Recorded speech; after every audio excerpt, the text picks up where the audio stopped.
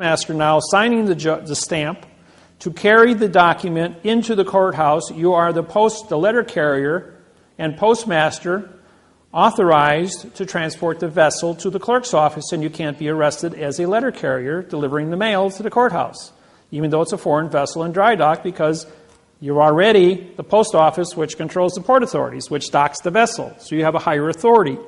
You're like the senior judge of the courthouse. Little secrets. Did they still stamp that document?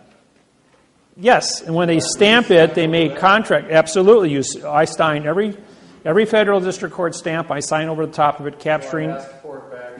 Absolutely. You sign all yours and say, they all have to be conformed. Give me that back. I'm going to sign my name over your stamp, and you sign your name too, clerk. And you usually have to have 5 copies. So do I send 5 copies? Actually, 7. They get 2. You keep the rest, 5 back. Okay, so I mail 7 copies to myself? No, just the one. Just the one. Just to get the serial number. That's all you want. It's a registered serial number. Okay. Then how do I have a copy or...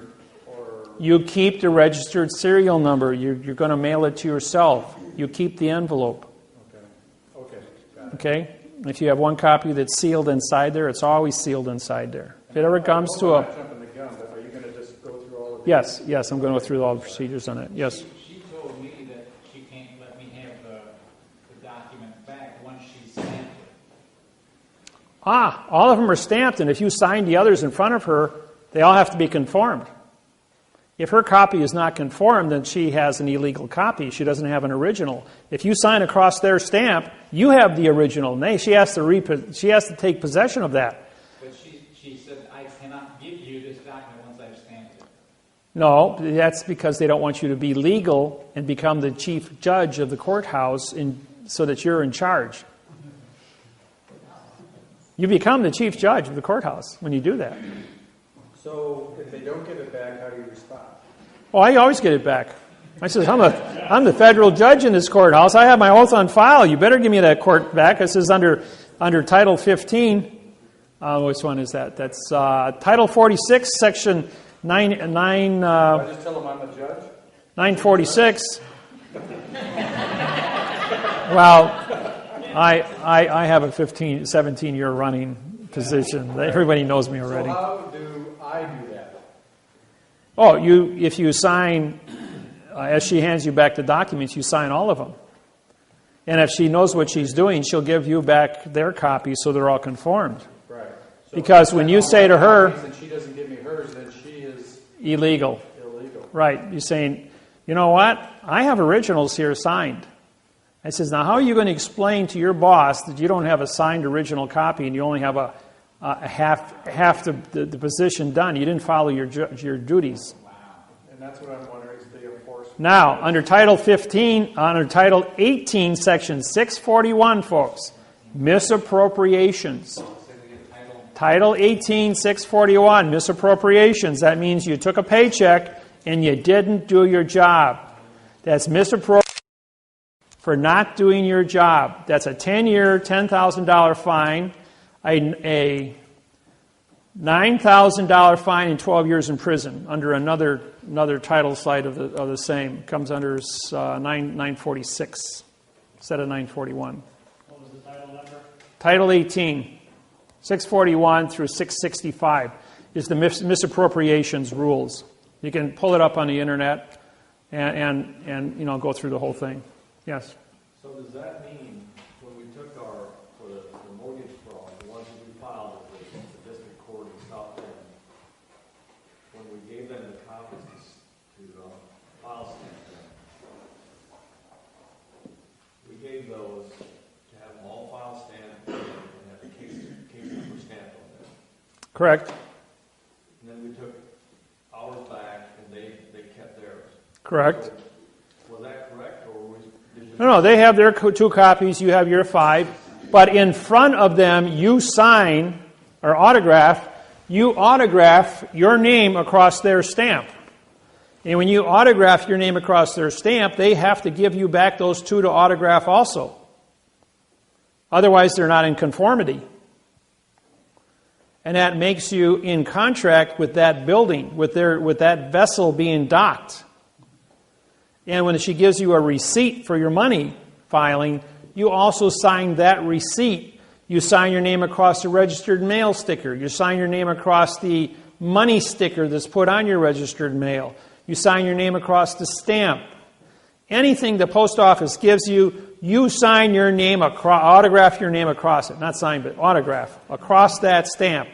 And if it ever comes to push and shove where you got to walk into court going, I'm a federal judge, I'm federal postmaster, I've signed my documents. I have the physical evidence in my possession that goes with this. This was docked at the post office before it was ported with the port authorities. The post office has jurisdiction over the port authorities. And so therefore you haven't filed protocols.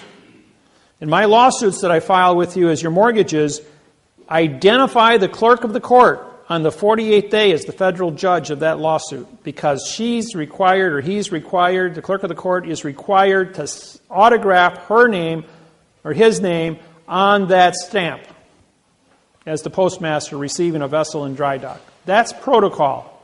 If they skip over that procedure, they're guilty of misappropriations. And you can go to jail for 12 years.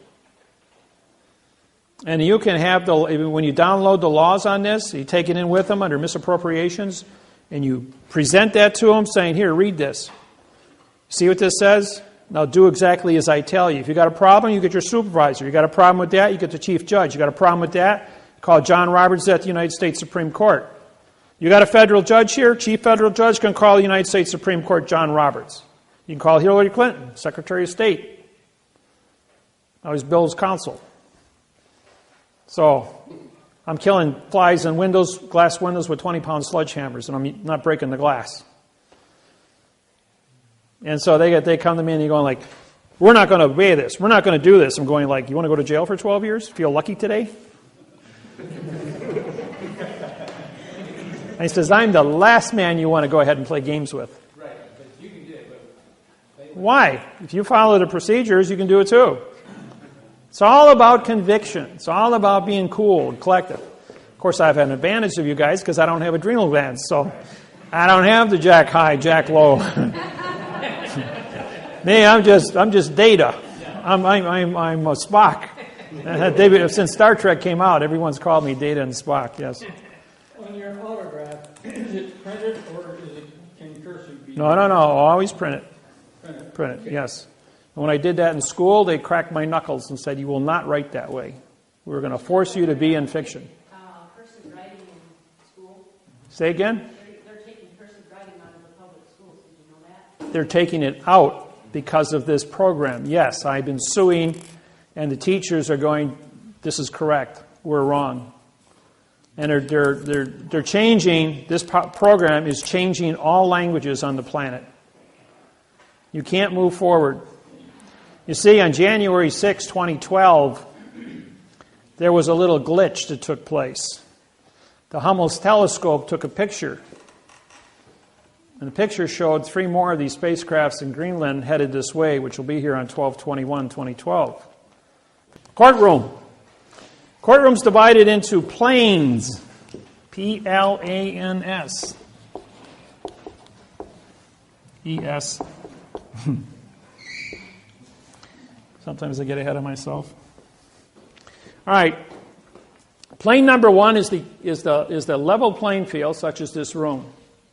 Plane number 2 is where the clerk of the court sits, on a 4-inch high podium above your plane. Plane number 3 is the witness box, or the jury box. Anything in a box is an enclosed area and cannot be considered. As you well know, since the Constitution of the United States was created, you must have a 12-man jury. What you don't know is that the jury box is built like this with chairs on the X's. So what do you have looking from the top?